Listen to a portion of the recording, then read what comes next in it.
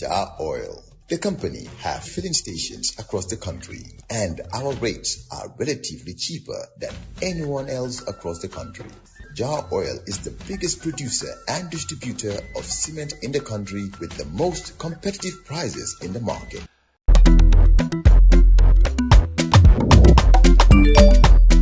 Excellent jam, Suwaib.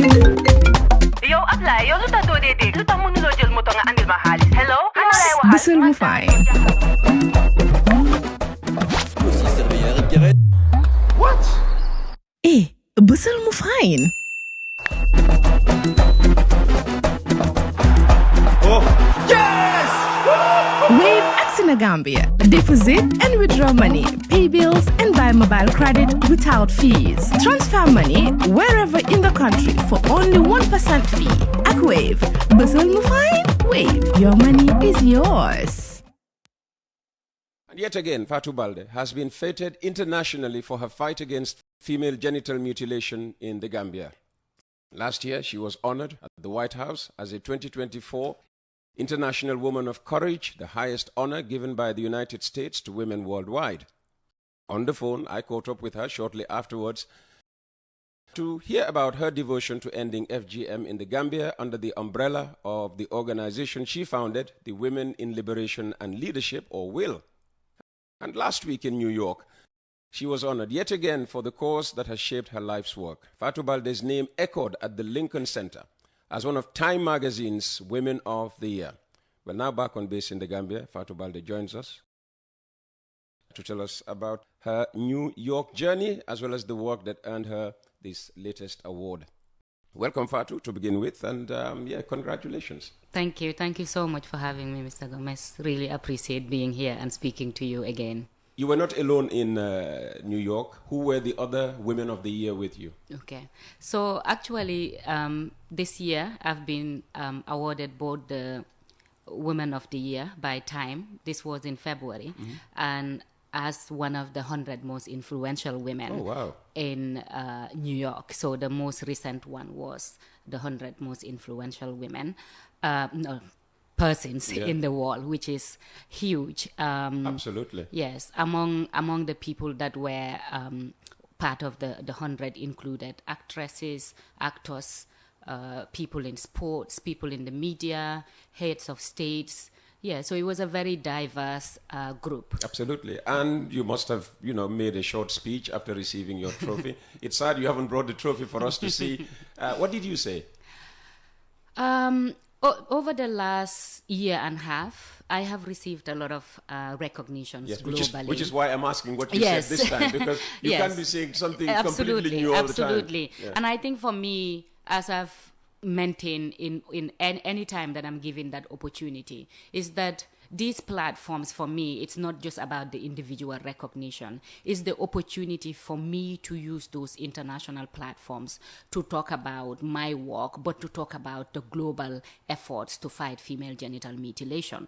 The fact that these global platforms are recognizing my work, it's an indication of how serious the international community considers female genital mutilation. To be chosen as one of 100 most influential people in the world for work that I have done on FGM signals that. So my speech was around that, and the fact that we are in 2025 and people are debating whether little girls' genitals should be cut or not. That should concern everybody. That's a good point, because for many years, until the last couple of years, female genital mutilation, female circumcision, whatever terminology you have for it, had disappeared from, public discussion. All right? And suddenly, it came up. Some saw it as a threat, but apparently for you, it's an opportunity. Yeah. You're absolutely right. I think the issue of female genital mutilation, of course, made the UN Sustainable Development Goals, putting it as a top priority in the global efforts to end different forms of violence against women. And that was a great milestone. However, as other issues affecting women took priority, issues around FGM really diminished in the global world. However, what happened in the Gambia last year, the threat to repeal the ban really raised the alarm that this issue continues. And UNICEF last year estimated that annually over 230 million girls globally are caught. And also they estimated again by the end of 2024, 4 million girls would be caught. That is a big number. That is something that, especially knowing that FGM has been globally recognized as a form of violence against women, and its health and physical and psychological complications have been documented both nationally in the Gambia and internationally, really shows the severity and the need to accelerate efforts to end the practice. Well, those who are not against female genital mutilation would say that even in the West, there are women who are having, part of their private parts, I wouldn't want to mention, the part per se, yes, being, also cut because they found that, it leaves them healthier and God knows what and what and what. So there are benefits which are not highlighted by activists, like yourself. Thank you for raising that, and that's true.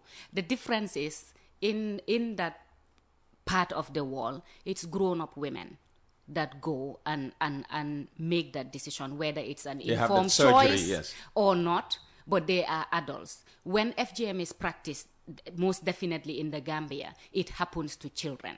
It happens to little girls, and that's what makes it a problem. Yeah.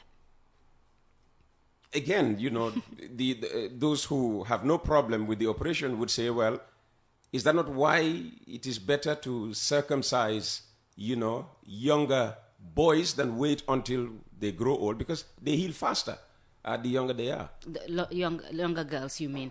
No, I mean using the boys. I mean, okay. Boys yes. are circumcised. Yes, but they're usually circumcised when they are children. Yes. Okay, understood. Sometimes even infants. Okay. Because the general belief is, children heal faster than when they grow older. Understood. For me, I definitely do not associate male circumcision to female circumcision. For male circumcision, it's the foreskin that is removed. For female genital mutilation of any type, is an organ of the female genitalia that is removed.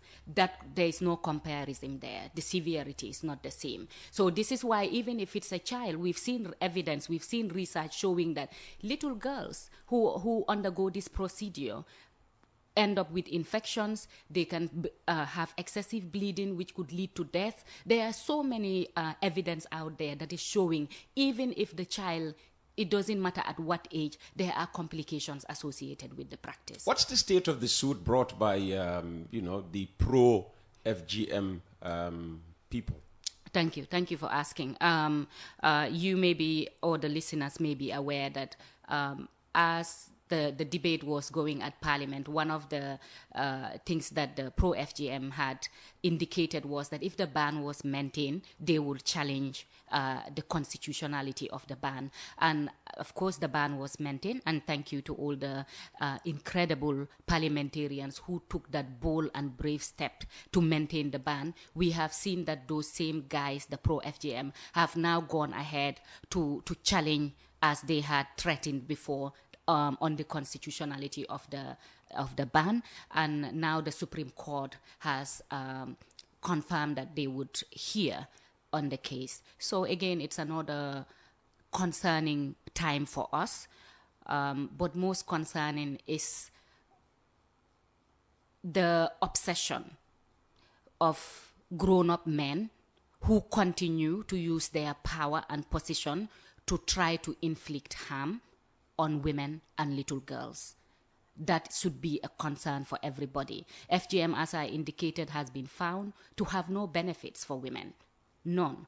So why should we advocate? As much as we respect people's rights, but your right ends where it puts harm on another individual. Your constitution gives you the right, but it also gives women and girls their rights. But most importantly, as a country, we are being celebrated. We are showing off as a country that has moved from human rights violations, from a country that didn't respect the principles of international treaties.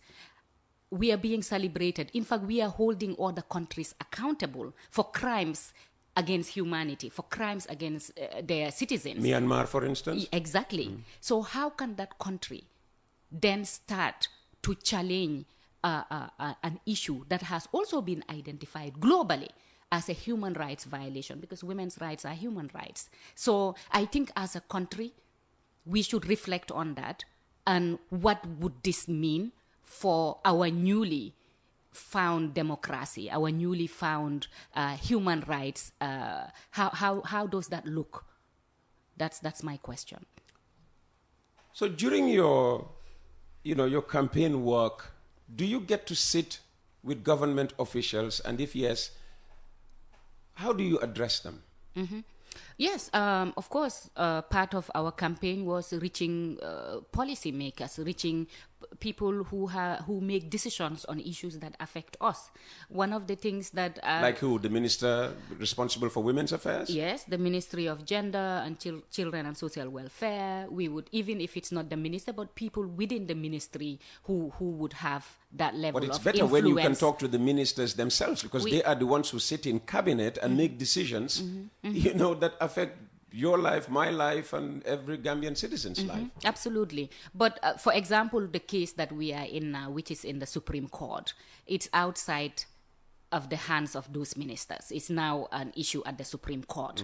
What we could advocate for is we appreciate how the government supported the fight to maintain the ban. Because we know how sensitive FGM is. But it involves them directly. It's a decision of the executive that is being challenged by the National Assembly or elements of the National Assembly. And we do hope, because this then falls under the purview of the Ministry of Justice, we are confident that the Ministry of Justice, as I said, again, who are leading the post-TRRC, the transitional justice process, and ensuring that human rights are respected in the country, they will recognize the need to protect this law because it protects women and girls. So not just civil society organizations in general, because the reason we were able to maintain that ban, it's not because of an individual organization. It wasn't because of Fatou, Baldeh or Will. It was because of collective effort. Civil societies came together. We supported each other, work together and speak in one voice. This is why we were able to achieve this great goal. So we hope we will use the same strategy again to speak to the government, to speak to people in power, to speak to the media. That's why I'm actually really pleased that I am here and having this conversation with you, because I do know that a lot of people listen to your show. Thank you. Hopefully people are listening to this conversation and they would join us to support the effort, not just to maintain the ban, but also to end FGM totally in this country. We saw a big international mobilization, especially coming from the United Nations, when, the bill was in the National Assembly, to get National Assembly members to uphold the ban, on FGM. That has been accomplished. As you say, the fight, though, is not finished yet, because now, the case moves to the courts. Do you still have, the international community mobilizing, with similar vigor, as you now face, the pro-FGM camp in court? Thank you again. And again, when I say you, it's you here, but I'm Understood. talking about the, civil society organization in general. Understood. Thank you. Well, the Gambia is not an island. We are part of the international community. We have signed treaties, for example, the CEDAW, the CRC, but also regionally, the Mobutu Protocol, which we have under all those laws. The FGM under those laws is seen as a violation, and it shouldn't be. And as a country, we have ratified those laws in the Women's Amendment, in the Women's Act. So then this is not an issue that is isolated. And of course, we appreciate the support of the UN during this time, rightfully. However, I just want to stress that the fight to maintain that ban was led by Gambians, Gambian women, supported by our he-for-she's men who believe also that FGM should be ended, who led this fight. So this big achievement showed the resilience of Gambian women, the commitment of Gambian women, but the fact that Gambian women are now liberated and they know their rights and they've recognized the harm that FGM can cause to them. And I think that also is a positive step. I think often when we are in this battle, we forget the great milestones that we have achieved. The fact that Gambian women came out, I usually say to people, this is the only time I have seen Gambian women come out and fight for themselves. During the dictatorship, when women came out, it was fighting for their husbands who were in prison or disappeared, or, most time it was a male member of family that was directly affected. FGM directly affects women, and this is the first time I saw Gambian women came out from the rural to the urban areas, from different ages, fighting for what we believe, because for us, we recognize this threat is not just about FGM. It's more than that. It's about undoing all the rights, women's rights, because for me, FGM is one of the strongest manifestation of violence against women. If we accept this ban to be lifted, it means we are opening that Pandora box. We are opening up for these same people to come and attack all the rights that are given to women. They've already threatened to challenge the child marriage and reduce it to 13 years. Oh, wow. That should be concerning. What next are they going to challenge? Girls' education? So we must make sure that this is not a win for them, because if they win, the whole country will suffer. At the end of the day, the Gambian women make up over 51% of this country. You cannot develop as a country if you continue to hold the majority of your nation back.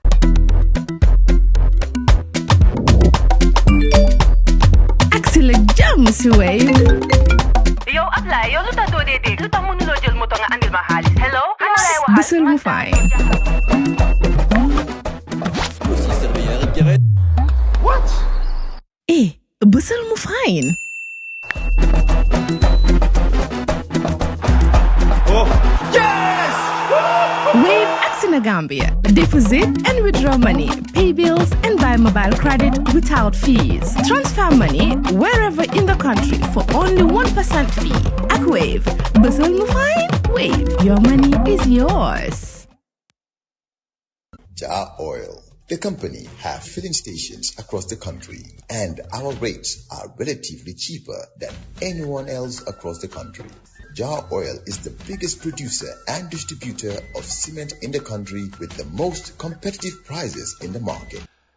How would you characterize the mobilization by girls, mostly school-going girls, while the bill was in the National Assembly, and as the pro-FGM camp went to court, because we saw that these were also girls and women. So it's not every girl, every woman in the Gambia, apparently, who is against FGM. From my interaction with some of those girls, I came to realize, and this was not just from my own personal experience, we spoke to some of those girls during that parade outside the parliament, during the couple of parades. Most of those girls didn't know why they were brought there. They didn't? They didn't. They were tricked to come there. But they were carrying placards. Yes, but denouncing, the attempts to, to maintain the ban. Yeah, but some of them were told that we, the activists or people who were advocating for the ban to be maintained, were fighting Islam. That was the question that was the information they were given. The majority of young Gambians do not want FGM to continue. The majority of young women in this country, our organization had a nationwide like a rapid data collection where we interviewed women of different ages and men to find out their perception on the practice of FGM. And majority of the people we spoke to didn't want to see the practice continue. In fact, what we saw, it was men who were saying they wanted the practice to continue. It wasn't women that were saying that. So it's again the narrative. How is this interpretation taken out? We know that in most of our country, most platforms are occupied by men. They have been speaking on our behalf. The pro-FGM have been using different mediums to communicate, and most of them are men in power that use this platform to send the wrong message. But the reality is that at the community level, women are recognizing how FGM affects them, and they do not want this to continue. And based on what you realize from your conversation with these girls, what roles, do you think parents have in monitoring the kind of information their children get, whether it's from the Western schools or Islamic schools, Christian schools? whatever form of education? Thank you. That's a very important question, because I just want to add, when we go to communities to visit, one of the concerns for most parents who we find want the FGM practice to continue, it's out of fear of their girls getting pregnant outside of wedlock. So for them, they believe that if girls are caught, then they won't get pregnant. But we all come from Gambian communities, and we've seen how teenage pregnancy is ravaging our communities. Girls as young as 13, 14 are dropping out of school because of teenage pregnancy. And these are not girls who are uncut. Yes, exactly. That's the whole irony. We are seeing girls who are caught. So the challenge is, how do we educate girls, on how to, and boys, on how to protect themselves from teenage pregnancies, from STIs, HIV, and all the sexual and reproductive health issues, that affect young women and men. How do we have that? How can we strengthen comprehensive health education in schools so that young people are taught on these issues? And comprehensive sex education, a lot of people do not appreciate it because of the term sex education. This can be changed and used in a way that is acceptable in our society. But comprehensive sexuality education goes beyond that. It can teach people life skills. For example, how to be safe online.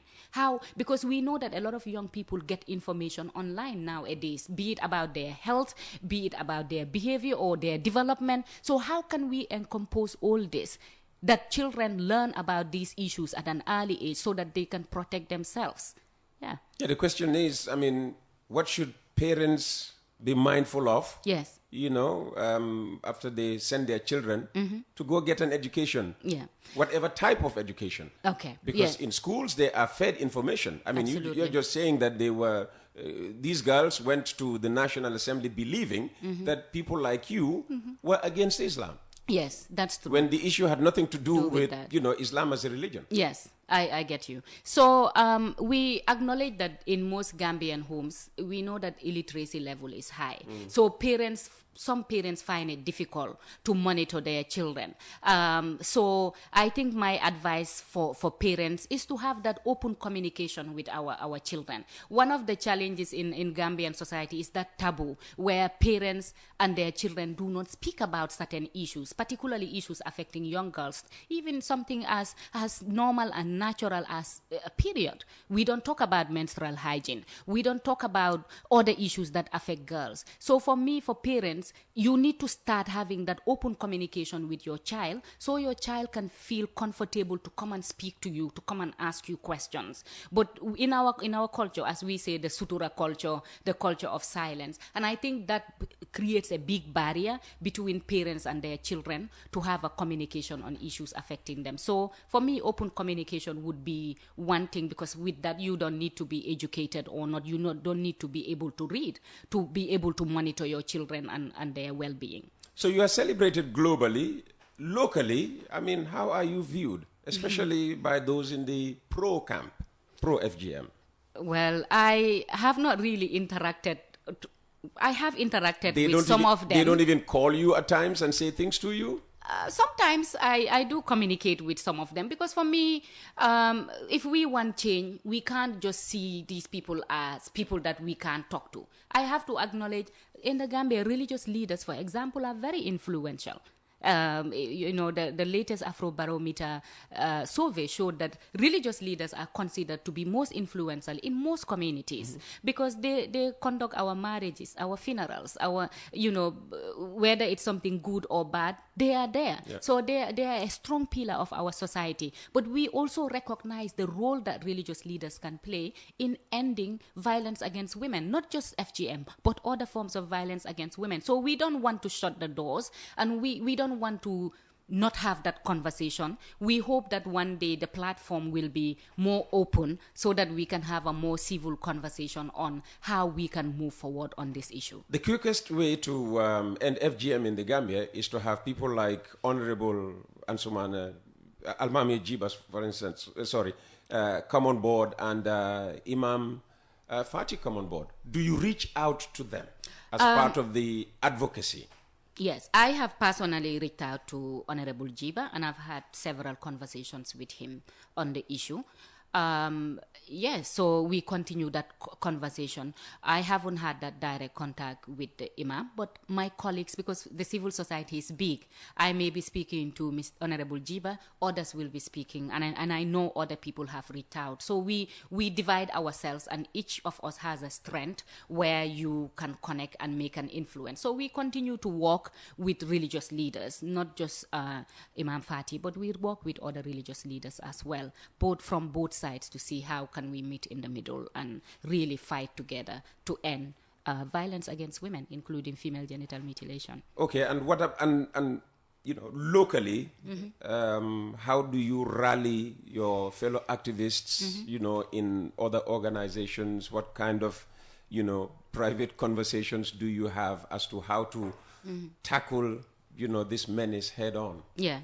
So our civil society organizations, one of the great outcomes of the threat to the ban of FGM is that it's really brought us closer together. We've recognized the power of collaboration. A threat has become an opportunity. Absolutely, absolutely. We've recognized the power of collaborating. Then what one individual organization can do, imagine if you all collaborate. And this is, as I said earlier, this is why we were able to maintain that ban, because we know we are not just fighting about FGM. We are fighting patriarchy. It's a system. Just like you said, there are some women who still support FGM. So we can't just say it's the men. It's a whole system. So civil society organizations, we come together, we use emails, we use WhatsApp groups, we have meetings regularly, but also we support each other to reach our communities, to reach policymakers, to organize discussions on radio programs and talk about not just FGM, because I recognize that FGM is one issue of Gambian women, but Gambian women face a lot of other issues. And if we want to end FGM, we need to work on all these issues as well to elevate women's status in the country. I'm sure you've heard this before, that you are in this quote-unquote fight because of, the sponsorship you're getting from the West. You're pandering to, Western values and whatever at the expense of our own values. How do you respond to such criticism? Absolutely. I and my sisters in the feminist space, we hear that all the time. I love my country. I love my culture. I am a proud Gambian woman, and I one of my biggest prides is being that. It's being an African Gambian woman. But I do not agree with culture or tradition that inflicts harm on people. So that's my issue with FGM. And I do understand it's deeply rooted and everything, but that's the issue. I love my culture, but that part of my culture I do not want to see continue. With the issue of us being branded about being influenced by the West or being donor driven. A lot of us that work in this space. So, for example, I have my qualifications. I hold a bachelor's degree. I hold a master's degree. I am currently doing my PhD. So, and you are speaking to me. You know that I am capable of speaking. I'm smart. Absolutely. I can be working anywhere else True. in this country.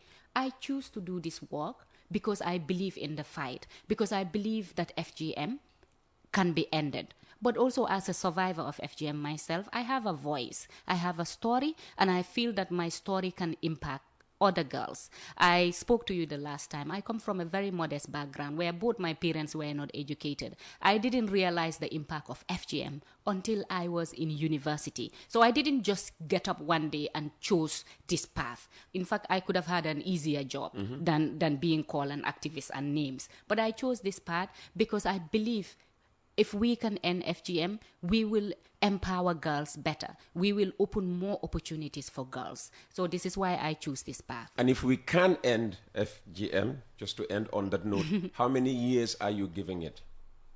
In another 5 years, 10 years, 15 years, 20 years? For me personally in this space, I don't want to continue being considered an activist for another 5-10 years. I want to see register milestones. But I believe that Gambian women are ready, whether me or not. there are strong Gambian women, young Gambian women who are ready to continue this fight. Those Gambian women, I just wish as a country we recognize the value, the strength and the contribution that Gambian women have and what they can offer in the development of this country. Fatou, Time Magazine 100 Persons of the Year and also Time Magazine's Woman of the Year. Congratulations once again, and thank you for coming to Coffee Time with Peter Gomez this morning. Thank you, Mr. Gomez, for having me. That brings our program to an end today and this week. Thank you for listening. Thank you for watching. We're back next week, first with Esam Baifal on Monday. Have a great weekend.